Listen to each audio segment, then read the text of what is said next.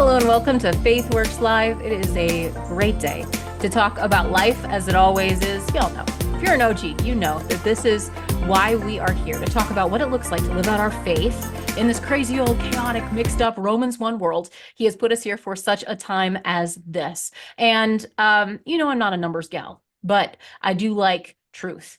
And so I'm going to hit you with some hard numbers. Are you ready? Everybody listening? 402,230. That is the number of precious living babies that have been ruthlessly snuffed out and intentionally destroyed by Planned Parenthood last year alone. In 1 year, over 400,000 innocent lives destroyed, and not to mention every single mom involved, impacted and scarred for the rest of their lives. Here's another jarring number, since you're along for the ride. Everybody buckle up. 792 million. That is the number of our tax dollars that this murderous behemoth received in the name of shedding innocent blood. I cannot be any more direct because I'm speaking to anyone within the sound of my voice today. If you are a regular listener to this show, then I hope that you share the commitment to protecting in each and every life made in the image of God. And if you're just a visitor here passing through, we're glad you're here for this discussion.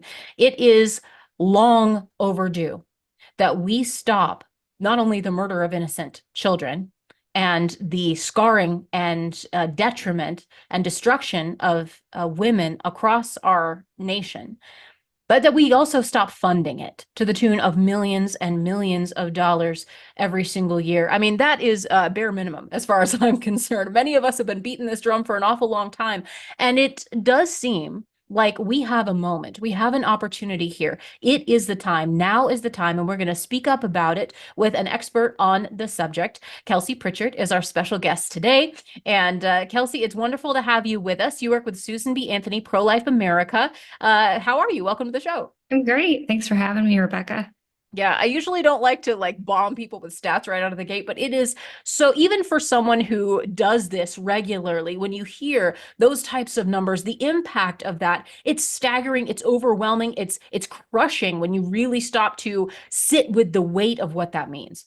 It's really hard to fathom when you think about all of the people who are not among us, not just from last year, but the year before that and the year before, Right. and 50 years that we had under Roe v. Wade. And who are we missing in our lives? What friends or coworkers, classmates did we never get to meet because their lives were taken by abortion? How many of them would have been teachers, first responders, pastors, entrepreneurs who could have made a huge difference in the world that we live in? And so it's tragic and heartbreaking to back up and think about those things. Yeah, I saw just a post from someone I didn't know, but it was one of those viral things. And it was heartbreaking. It was a young man who was having trouble in relationships and dating world, maybe experiencing some heartbreak. And he said, I can't help the feeling that perhaps my soulmate has actually been aborted. That perhaps there was someone that I was supposed to meet, supposed to love, that would have been perfect for me. And that this person is not here because of a decision that her mom made. And of course, that's speculative. We don't know, but we do know that millions and millions of our friends, our neighbors, our children, our grandchildren, our siblings are not here because they were intentionally, systematically, and many times deceptively eradicated from our lives. And I think part of the reason that we allow the status quo as it is, and I'll say this as someone who's been to many, either protests or prayer chains or sidewalk counseling, those types of experiences, the people that are the most vitriolic and that say the nastiest things are usually the people that are about my mom's age, that kind of came around through that wave of new feminism coming up in the 70s. And they said, this was our power, that we're going to take our power back. So many of those women, I suspect, have abortion in their past or as part of their story. And it's as though they cannot accept the reality that this has to be normal. This has to be okay because we just can't accept the gravity and the weight and the guilt of all of those missing children. They're missing because we snuffed them out when they were at their most vulnerable. And there's so much cognitive dissonance that's going on in this day and age. It's like, well, it can't really be a baby unless it's a wanted baby. And we're like, well, that doesn't scientifically make any sense. And philosophically, like, what are we even doing here? And it's as though we cannot allow the personhood of the preborn child to take center stage, because when we do, we know what consequences will take place. We know that we'll have to take action. We know that there's going to be guilt. There's going to be, the cost that what we've done. It's like we can't allow that to settle in. And I am praying for that type of heart revival in our nation that allows that to just let the truth be told. Yeah, absolutely. We've seen some great successes in the last few years, of course, with the end of Roe, the Dobbs decision, and then a number of states passing pro-life laws. We were at one point at around half the states that had a law protecting life in the first trimester. And so a lot of great things have happened. And the next big thing on the battlefront is to defund Planned Parenthood. We know this ending abortion goal that we have and mission that we're all on isn't going to happen overnight. And so we really see this as the next big step of how we get there someday. Right. And I think what's fascinating about this is, since we're on the train of numbers, and I've always said friends don't make friends do math. So I'm not going to make anybody do any math. But Kelsey, if you walk with me, we've got about 7 different reasons here, just off the top of our heads, that we believe Planned Parenthood ought and should by right be defunded. To me, like I said, I think this is kind of the bare minimum. And I think a lot of Americans actually agree with us. A majority of Americans do not agree, whether or not they support abortion or, having some sort of legality of abortion. They don't believe that these abortions, that this, again, monolith of $1 billion industry, they don't think Planned Parenthood needs our tax dollars. That's actually a majority opinion among Americans. Yeah, exactly. It's a very unpopular thing to force the American people to fund abortion businesses. And yet we've been doing it for years and years and years. And this is something that's been really unifying across the board with pro-family, pro-life groups in all 50 states. We have entities that are pushing for this all across the nation. And in some instances, since the Dobbs decision, we've seen the Republicans get a little skittish on the issue of abortion. They've run away when they should have leaned in, and they should have been on offense instead of defense or sticking their heads in the sand. We're not seeing that so much with this because they know how unpopular it is for us to be funding Planned Parenthood. And so really, this is the time, this is the moment. We have a Republican trifecta in DC, and now is the time to get it done. And the political will is definitely there.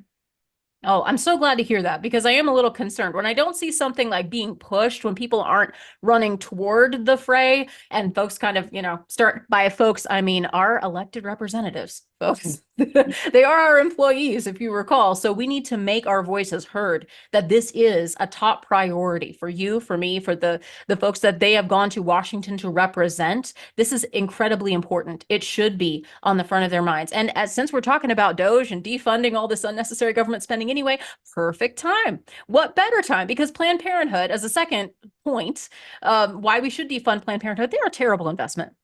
They really are. The guise of this is women's health service and women need, appropriate care. That's not what they get at Planned Parenthood. Am I wrong?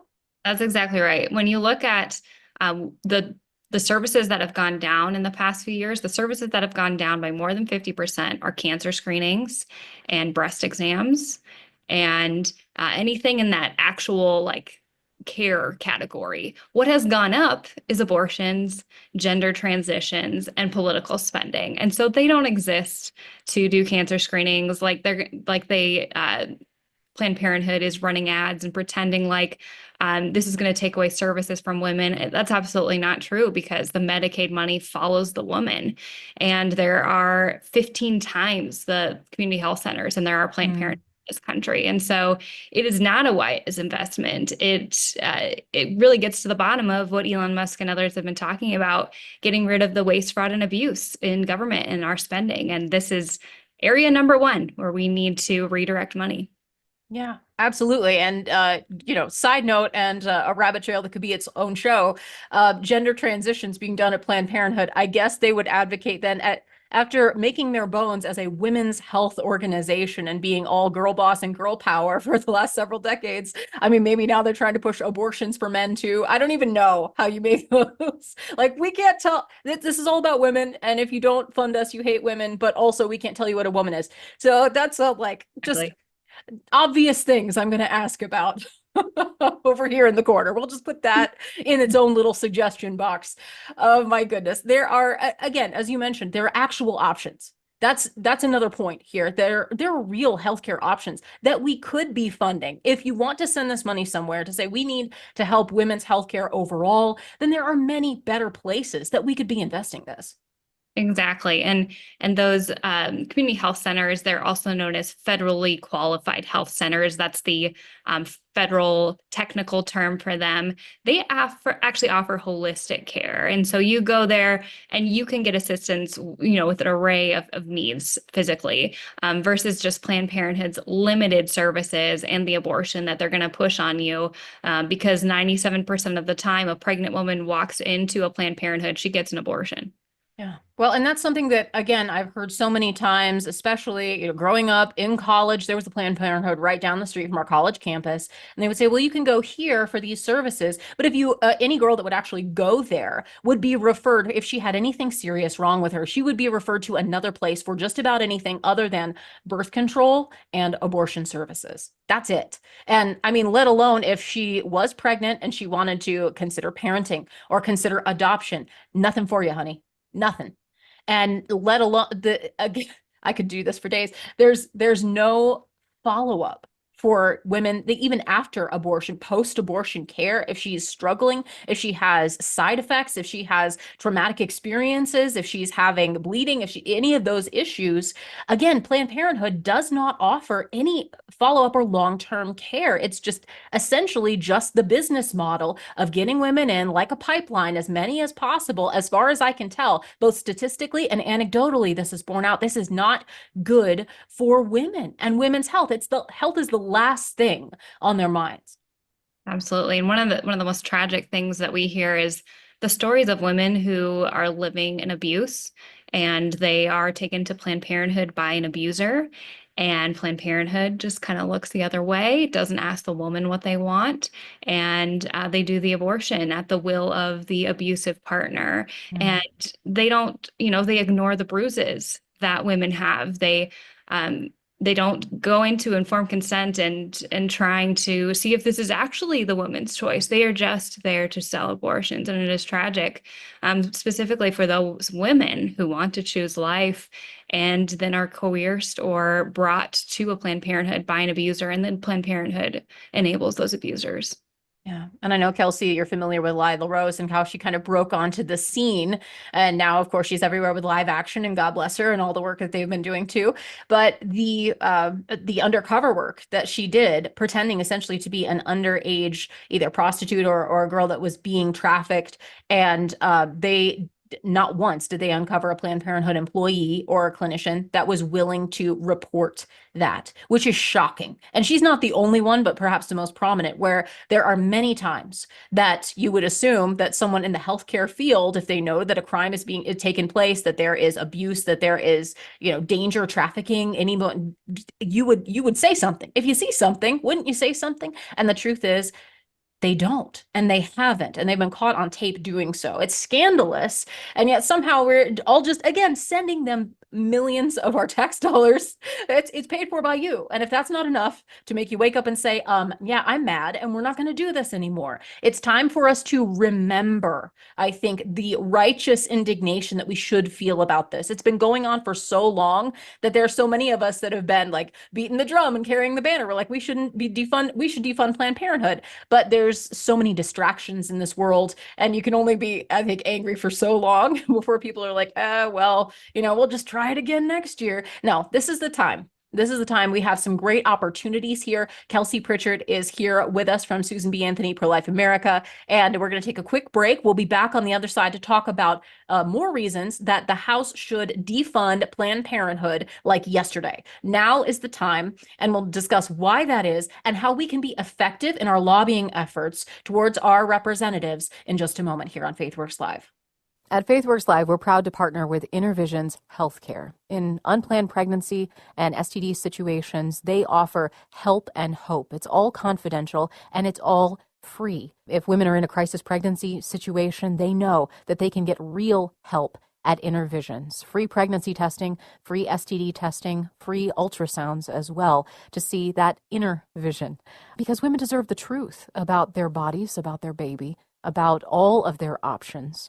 And if a woman has gone down the road of seeking abortion through medication and she regrets that decision, InnerVisions also offers abortion pill reversal procedure, which is a life-saving, miraculous option to have right here in our own community. InnerVisions Healthcare, well worth supporting, providing those free services to women in crisis pregnancy. You can call them 24 hours a day at 515-440-2273. That's 515-440-2273. There's no better time than now to stand for life. And you can stand with Iowa's original pro-life organization, Pulse for Life. They're the longest standing nonprofit pro-life organization in Iowa, and they're dedicated to informing, educating, and inspiring a new generation to value the sanctity of all human life, from fertilization until natural death. They serve at the State House. They educate in classrooms, at events. They proudly serve on the coalition of pro-life leaders. They are on the front lines of the battle against this throwaway culture of death that we see all around us, and we are winning ground. Hearts and minds are changing, and the pro-life movement is continuing to grow. And you can be a part of the exciting things that are happening right here in our own backyard at pulseforlife.org and get your finger on the pro-life pulse. Sign up for their newsletter, find ways that you can make a difference, and how you can change hearts and minds with their pro-life apologetics course, pulseforlife.org. Welcome back. Buckle up, Buttercup. This is a good one. You're listening to FaithWorks Live here, and we're talking about life, specifically how to protect life from the predations of the billion-dollar death industry known as Planned Parenthood. Like I said, it's going to be a bumpy ride. We have all the evidence in the world. Now, Planned Parenthood is giving us numbers, and we can see what their business model actually is. We can see how much money they're making from abortion. And again, how much money we as the American people are working hard, doing our jobs, loving our families every day. And the government takes our money and says, here, we can spend it better than you can. And for whatever reason, they're funneling it towards the killing of children. And I say, no. No more. No more will you be doing this with my money. Thank you, sir and madam. No. And we're going to draw that line in the sand. We're going to convince our representatives, God willing, to go along with us to say, finally, stop this. We don't need to be sending almost 800 million tax dollars a year, last year alone, or the last year we have numbers for. So that'd be 23 and 24. That's the last report that they released. And with that money, they killed over 400,000 innocent children. Intentionally destroyed and snuffed out those lives. I have to be blunt, guys. YouTube's not going to like it. I have to be blunt because we have to stop this. The devastation stops now while I draw breath. Who's with me? Kelsey Pritchard is our special guest. And Kelsey, we've been going through all these reasons that it is time, and I would say long past, but there's no better time than now to take a stand for this and to make a difference. This is the biggest difference I think we can make in our, at least in the foreseeable future, towards ending abortion, period, point blank, because that's obviously the goal, is that we want every child to be appreciated, every life to be valued, every person made in the image of God to receive equal dignity and worth. First on that list, we got to stop killing people, and we got to stop funding that destruction. I mean, again, I like to say obvious things because this really, really matters. Like, a big reason we have to stop Planned Parenthood is because they're destroying tiny little children's lives. Again, they're scarring women for life, but every abortion ends in at least one death. Sometimes multiple deaths, and at the very least devastation on behalf of the mother involved. But many times there are serious side effects wherein women do not walk out alive, and it's horrendous and nobody talks about it. Absolutely. Yes. There was an 18-year-old girl in Colorado just a couple months ago who had an abortion at Planned Parenthood. She was, I think, 22 weeks pregnant. So, technically at that point of viability when a child can survive outside the womb potentially. And she died because of that abortion. And Planned Parenthood admitted to the grandparents that they waited too long to call an ambulance. And then when she was in the ambulance, they told the ambulance to leave the lights and the sirens off, so not to draw attention from the people outside, the pro-life people outside their doors. And she got there too late and she died. And it's tragic. And she's not the only one. There are several women who have died because of Planned Parenthood. And okay, Democrats, if you don't care about the unborn child and think that that baby is not a baby in a clump of cells, do you care about the woman? Do you care about these women who have died? We can't continue to ignore their deaths and try to look the other way. Yeah, that's hard to even hear, but she's not the only one. And the lie again, because that's what the enemy does, is he just lies and steals and kills and destroys.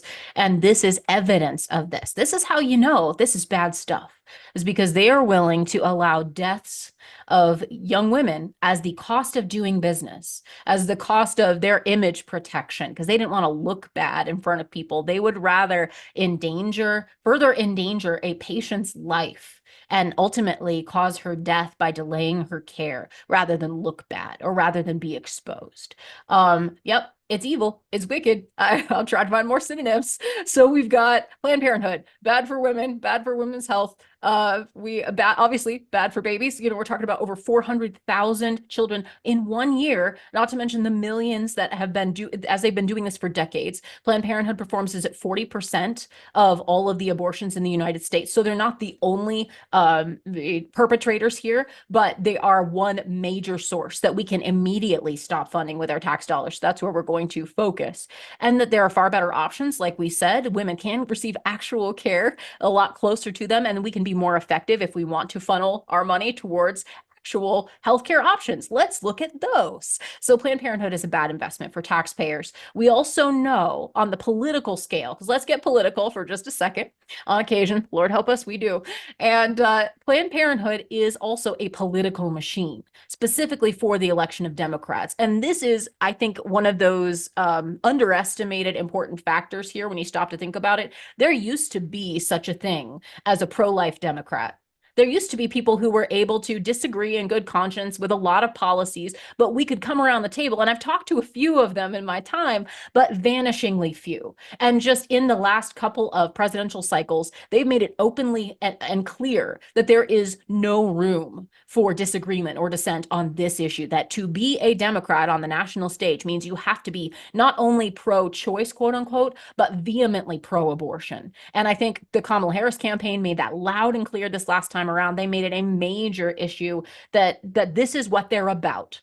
Again, the killing of children and the transing of the children that survive. Like, great, way to go, guys. I'm pretty sure America said no to all of that. But now we need to continue to remind ourselves that that money, and again, this is kind of an interesting and nifty trick that they've pulled, where we send our taxpayer money to Planned Parenthood as a, like nonprofit, healthcare, like all of these fun little buzzwords, and it's all for a good cause. And then they turn around and funnel those fungible resources to actually funding Democrats who will continue to allow them to get away with this. I'm not sure who figured that out. That's kind of a evil genius, brilliant strategy. Yeah, I mean, that's exactly right. The political end of this, pro-life Democrats are almost completely extinct at this point. And it really is because of Planned Parenthood and all the money that they give to Democrats, getting them reelected. And in turn, Democrats passing the policies that they want and keep sending money their way. And they were bragging last year that they invested $70 million into the election for Kamala Harris and for Democrats down the ticket. And thankfully, they were not successful overall. And even though Kamala Harris made abortion her #1 issue, the American people rejected her, and they rejected the lies that she ran on the issue of abortion. She kept parroting this lie that women die if you live in a pro-life state because doctors won't be able to give you miscarriage care. I talk pregnancy care and other things. And the American people saw right through that. And thankfully so, because that lie is very dangerous and could actually put pregnant women in danger if they believe it and live in a pro-life state.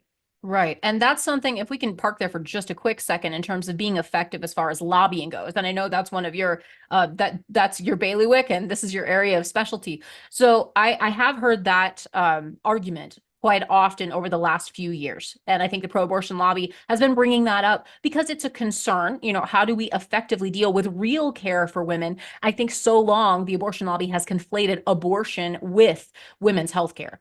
And so we call things abortions or treatments for certain legitimate medical concerns, health issues, like you said, miscarriage, ectopic pregnancies, all sorts of high risk pregnancy concerns. And there are treatments for those that that we've equated with abortion. In the healthcare community or in the public at large, there's confusion about that.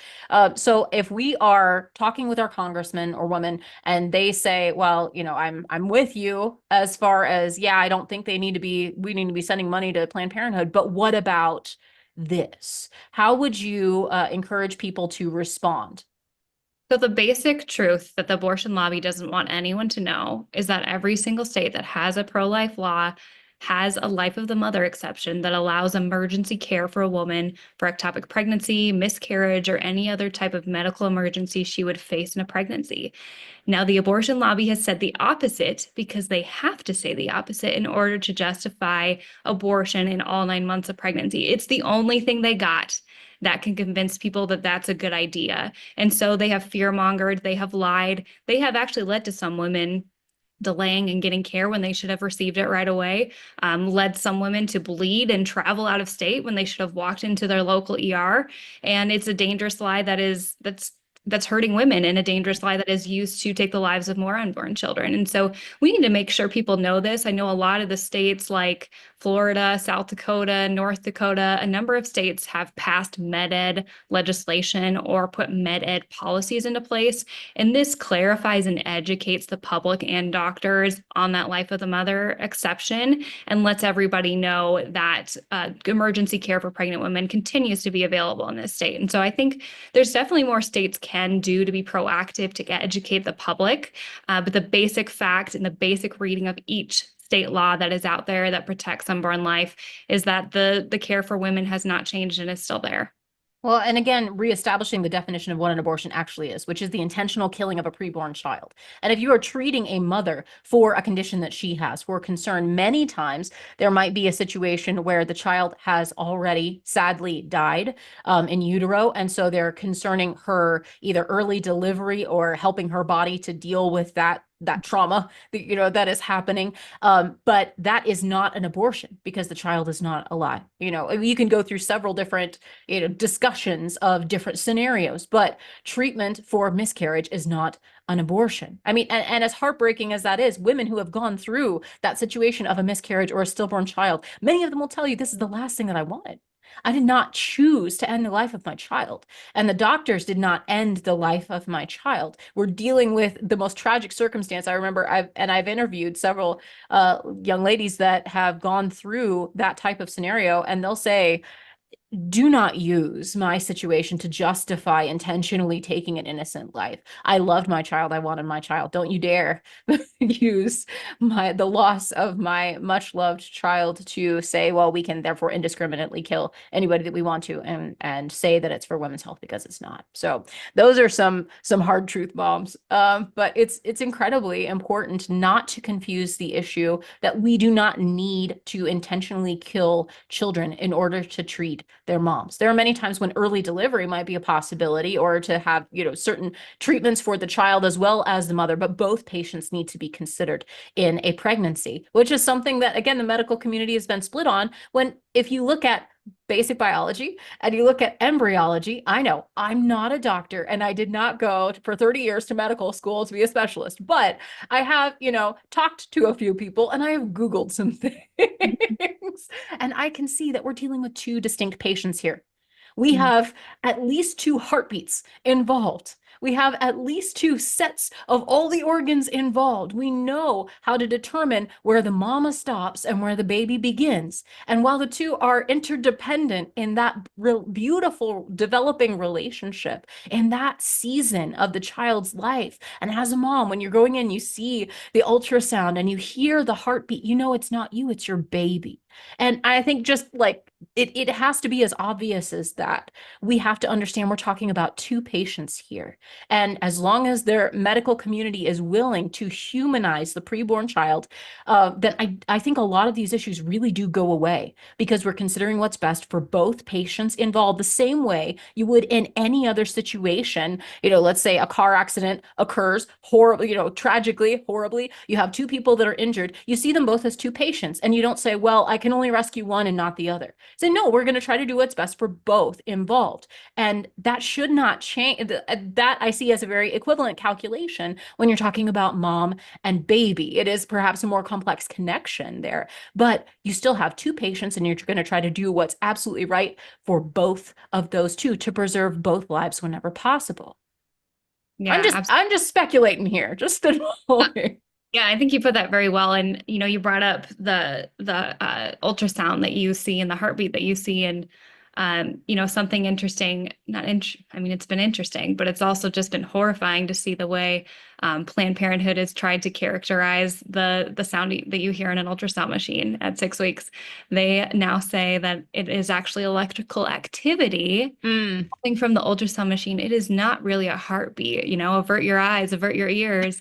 But I have 3 children, and every time I've gone in for that first ultrasound, they always say, "Do you want to hear the heartbeat?" They don't say, "Do you want to hear some electrical activity that mimics right? It isn't really a heartbeat." So I remember, was it crazy. Stacey Abrams that was delivering a speech and she was like saying these crazy things like it's just cardiac activity. And I'm like, well, what's the definition of cardiac? What do you think? Like the technician is just playing DJ back there and some sound effects? Come on. Right. Like women know better. We do. We understand that. And guys do too. Like any thinking human understands, you know, a doctor's not going to just check nothing for no reason, like to fool you or to make you feel that's utterly ridiculous. Now we're in La La Land over here. Right. But those are the lengths again that we have to go to, I think, as human beings when we're faced with the humanity of the preborn child. And that's why I center most of my discussions on this topic around that. I mean, it's the classic pro-life question. What is the unborn? And I like to say that who is the preborn child? Because we're talking about real people. We all know it. I think on a basic level, I think with today's technology, now maybe there's some exceptions because they're not actually teaching biology in schools. But I mean, I'm thankful that in our state, they just worked really hard to pass a pro-life an education, a biological education, like Baby Olivia kind of bill.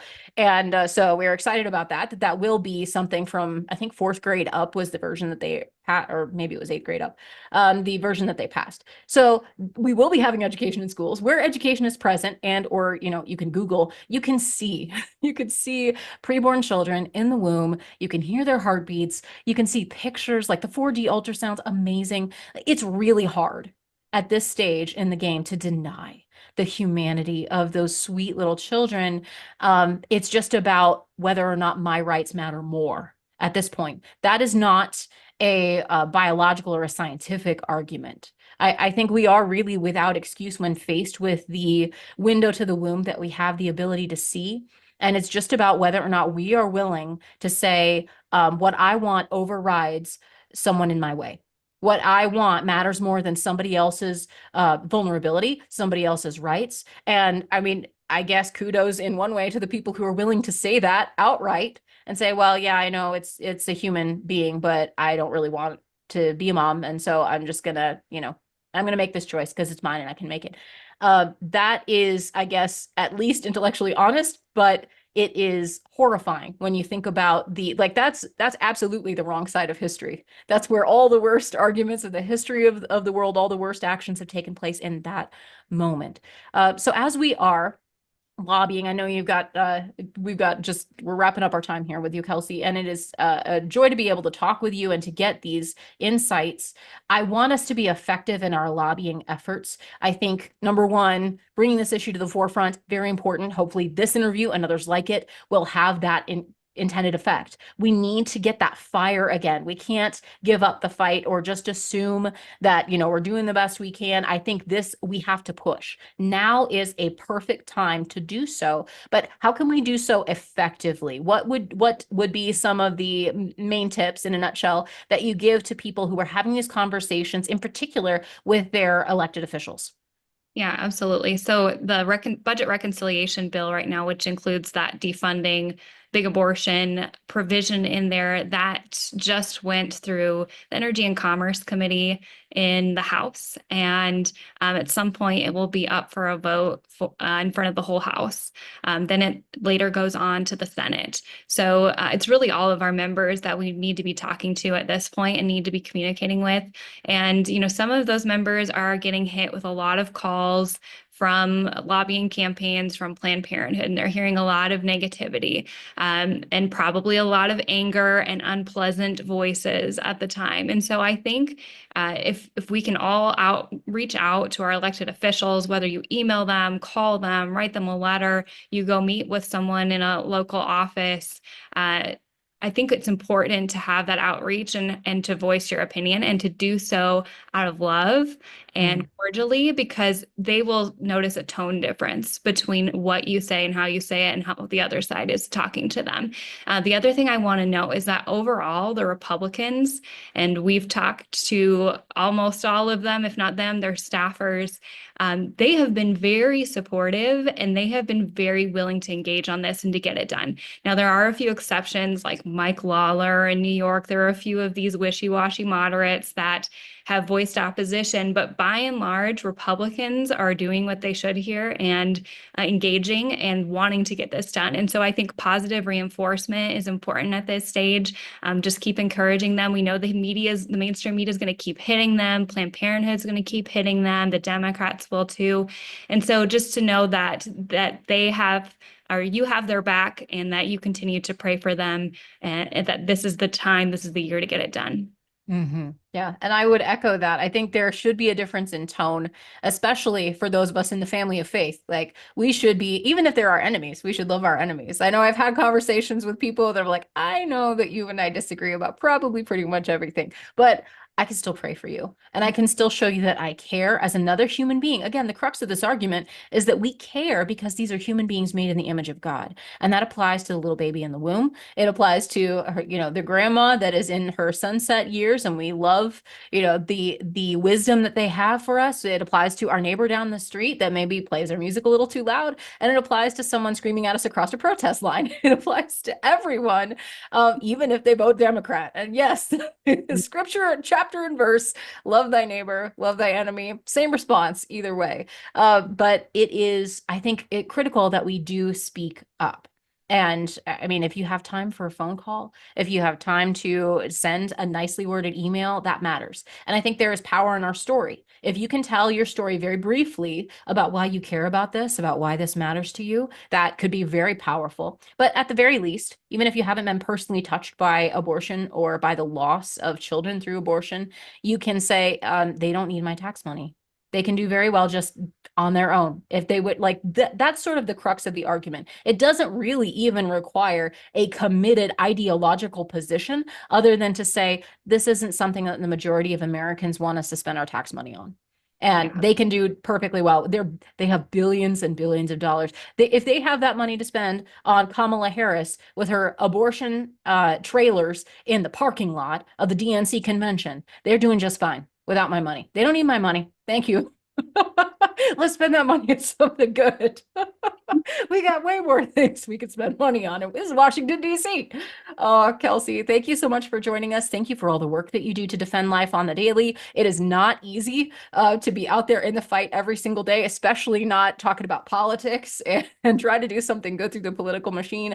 I am glad to see that you are the bright light that is shining out there, and keep it up, sister. We need you. Thank you, Rebecca. God bless. God bless you too. And we'll send links for easy ways for people to connect to their Congress, to their congressional leaders, congressmen and women. And again, be bright, be brief, be gone. That's how a friend of mine always says, be kind. But be courageous and be bold and be willing to speak out through this. We can have both humble confidence. That's the way we'll put it. We can have humble confidence that this is what is right. We will stand up and speak out for those who are being silenced. This is our time. There's no better time than now. So that's our mission. Should we choose to accept it? Who's with me? Yay. FaithWorks Live is the name of the show. You know, we love life. We care about life. And I'd love to hear how it goes when you do make that phone call, when you do send that email. Let me know how they respond. And if they're really good, if they're really juicy, I'll just put them on the air. That'll be fun. We'll laugh about it together. But God willing, this is the time that we can make these strides, that we can really protect life in America. And with that, we're going to wrap up this episode. Until next time, we have a mission, which is to love God, to serve people, and to live free. Thanks for listening to FaithWorks Live.